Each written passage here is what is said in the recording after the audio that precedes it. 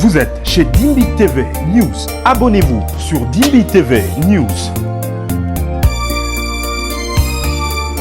Abonnez-vous sur Dimbi TV News.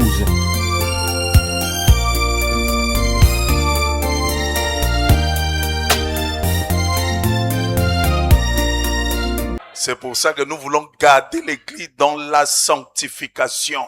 Hein? Attendons que le mensonge parte. Non, je crois fermement à la sanctification. Si tu es modèle, tu dois donner l'exemple. C'est-à-dire, on ne peut pas écouter quelqu'un qui n'a pas de crédibilité. Il prêche des choses qu'il ne vit pas.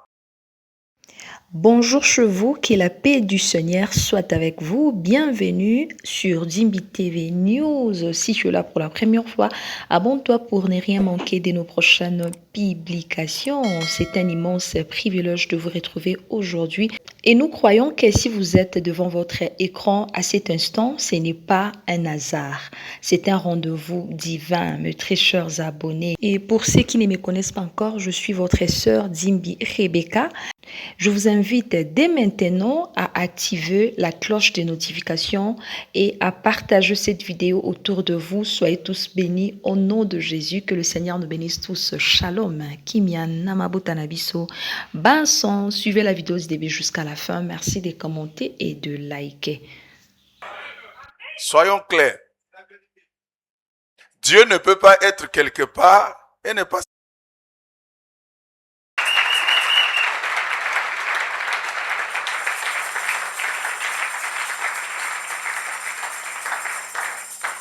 Comme le pasteur le dit et nous le croyons, nous avons besoin que Dieu manifeste les dons ici. Est-ce que vous dites Amen? Oui, parce que les dons, c'est la parole. Nous avons besoin de ces dons qui parlent, qui sont en action. C'est les moyens secondaires que Dieu utilise pour nous parler d'une manière ou d'une autre. Amen. Parfois, les gens disent les miracles, c'est pas ce qui prouve que Dieu est là. Mais nous voulons quand même les miracles. Hein? Nous voulons quand même ça. Parce que si tu as une maladie incurable, tu vas pas refuser le miracle.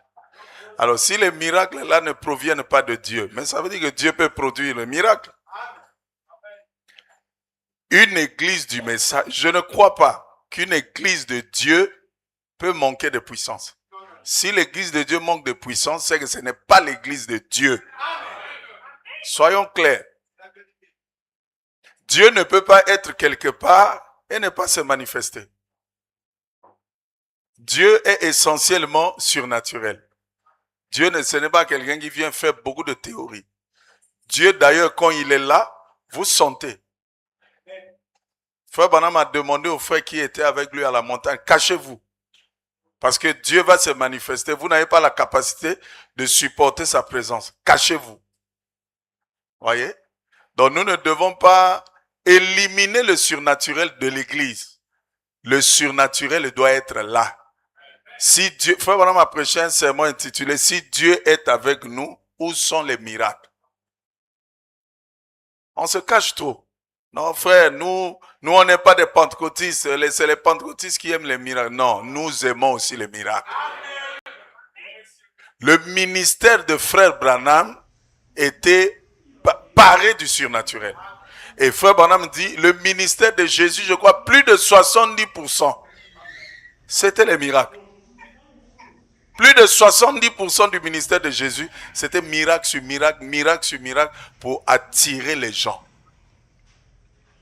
Dieu ne vous donne que ce que vous désirez. Si vous repoussez le surnaturel, il ne sera pas là. Mais ici, ma prière a toujours été que Dieu se manifeste au milieu de nous. C'est pour ça que nous voulons garder l'Église dans la sanctification.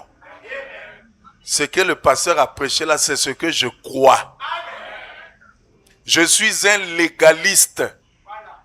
Frère Branham dit, je suis légaliste aussi longtemps que le légalisme est dans la parole. Donc il y a un légalisme qui est en dehors de la parole et il y a un légalisme qui est dans la parole. Je suis graciste aussi longtemps que le gracisme là est dans la parole. Parce qu'il y a un gracisme qui est en dehors de la parole et il y a un autre qui est dans la parole. Nous croyons à la grâce. C'est-à-dire que Dieu vous sauve sans votre avis. Dieu vous sauve sans que vous fassiez quelque chose. C'est ça la grâce. Mais nous ne croyons pas à la grâce qui pense que parce que Dieu vous a sauvé, vous avez le droit de commettre l'adultère. Ça, c'est la disgrâce. Paul dit, pécherions-nous parce que nous avons reçu la grâce? Il dit, loin de là. Est-ce que vous dites amen? Il y a une partie légaliste dans le message. Frère Branham dit que la vie de Ruth, l'histoire de Ruth, décrit le plan de la rédemption. Il dit que la première chose que Ruth a faite, c'était de choisir, de décider de suivre Naomi. Et il dit la deuxième chose, quand elle est entrée dans le champ, elle devait travailler. Et Frère Branham dit, c'est le type de ce que l'Église fait. Chacun ici doit travailler pour son salut. Il dit, c'est la partie légaliste du message. Donc vous n'allez pas rester là, attendant que le mensonge parte. Non, vous devez faire un travail. Quand le mensonge veut venir, tu dis, je ne dis pas.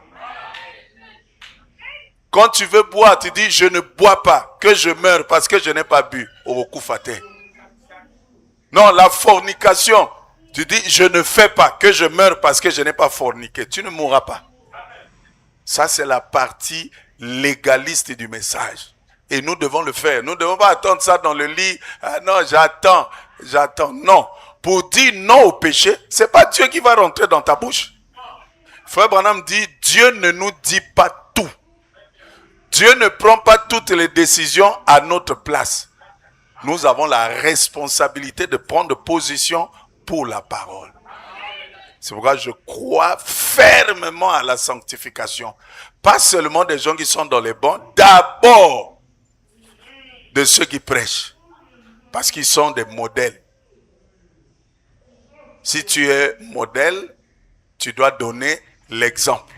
Et j'ai toujours dit, quand quelqu'un n'a plus de crédibilité, quand vous n'êtes plus crédible, vous ne serez pas audible. C'est-à-dire, on ne peut pas écouter quelqu'un qui n'a pas de crédibilité. Il prêche des choses qu'il ne vit pas. C'est un menteur, c'est un hypocrite. Voilà pourquoi Frère Branham dit, je vais vous dire pourquoi j'aime Neville. Ce n'est pas parce que c'est un grand prédicateur, même si c'en était un. Mais parce que Neville, je sais qu'il vit ce qu'il prêche. Nous voulons les gens qui vivent ce qu'ils proclament. Pas des aventuriers. Parce qu'aujourd'hui dans le message, nous avons beaucoup d'aventuriers. Ils connaissent le 7e sceau, ils connaissent le 6e, ils connaissent le tonnerre. Le 7e sceau, c'est le plus grand sceau. Hein? C'est le sceau qui tenait tout. Mais tu le vois, il tombe avec les femmes. Comment toi tu as maîtrisé le 7e sceau? Tu ne maîtrises pas le premier sceau qui est la première tactique, comment le diable entre dans le peuple de Dieu. Tu connais le 7e sceau, mais tu ne connais pas le premier. C'est un menteur. C'est des théoriciens. Et nous en avons beaucoup. Beaucoup ici ne sont pas nés de nouveau. Beaucoup font du bruit. La nouvelle naissance, ce n'est pas dit, Frère Branham a dit. La nouvelle naissance, ce n'est pas citer la Bible. Ce n'est pas ça. Beaucoup ici ne sont pas nés de nouveau dans le message. On a des théoriciens. Sa préoccupation, c'est être propre à l'église. Non. La préoccupation est d'être propre dans ta vie. Une vie sainte. Une vie sanctifiée. C'est ça qui est un tonnerre pour Satan. Ce n'est pas ta VX. Et je reviens encore. L'Esprit nous a parlé au cours de la semaine. Emmenez vos Bibles à l'église. C'est une recommandation. Vous allez au boulot, vous emmenez votre ordinateur pour travailler. Vous allez à l'université, vous emmenez vos cours. Vous emmenez les polycopes, vous emmenez les rames pour travailler. Mais vous venez à l'église bras ballants. Parce que cela montre quelle importance vous donnez à ce qui sera dit à l'église. Que vous vouliez ou non, votre vie trahit ce que vous êtes. Vous pouvez donner toutes les raisons.